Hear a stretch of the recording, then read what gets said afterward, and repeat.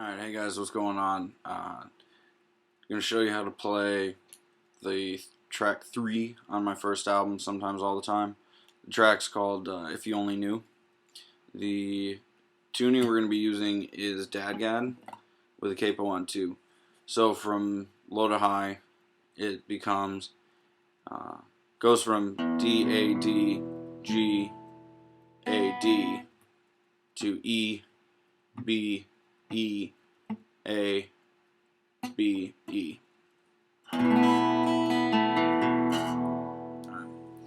So the beginning part of the song is really nice and simple. This whole thing is pretty simple. There's not a lot of movement around. It's just kind of moving patterns around to get decent sounds going. So it's the pointer, hammer on with your pointer on the G string to the 4th fret with the B string ringing out the whole time.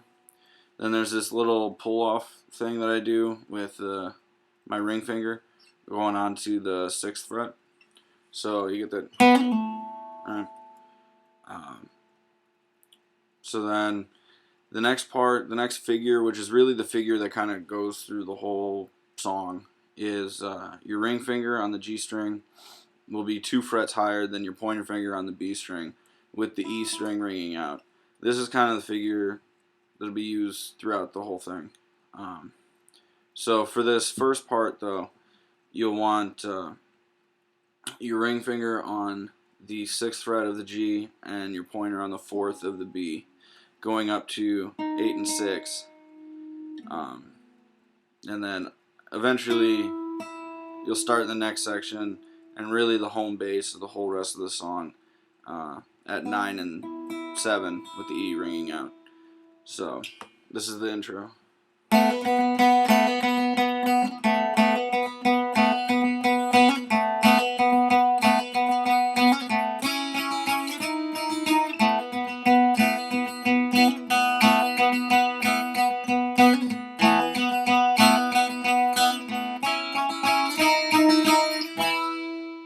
So this starts off the next section. This is where the melody line comes in, and the melody line is basically your pinky moving around.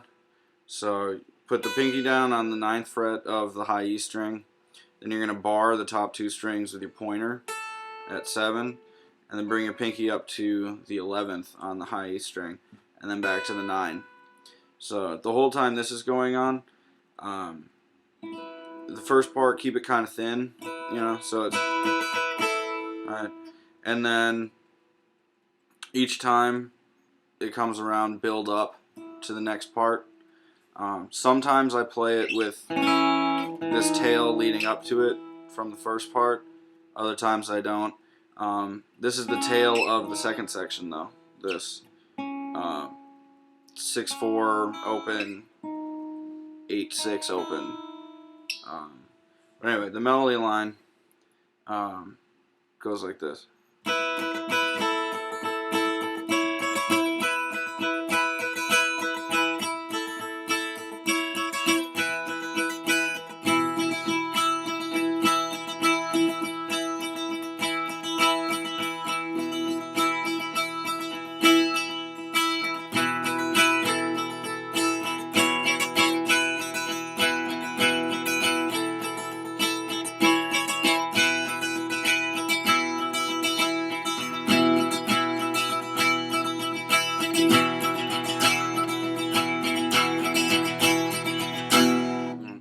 So then you move that figure into the kind of chorus part of the song, where your ring finger will be on 13 of the G string and 11 of the B, again with the high E string ringing out.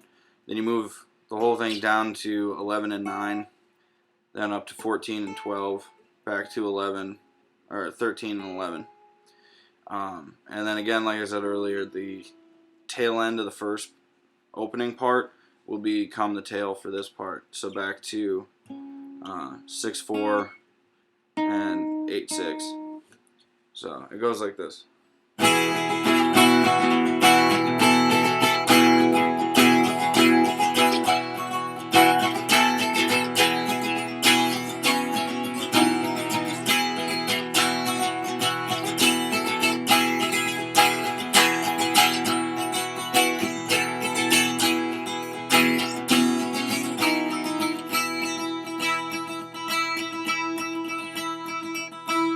where the melody line starts again, and then goes back into the chorusy type part.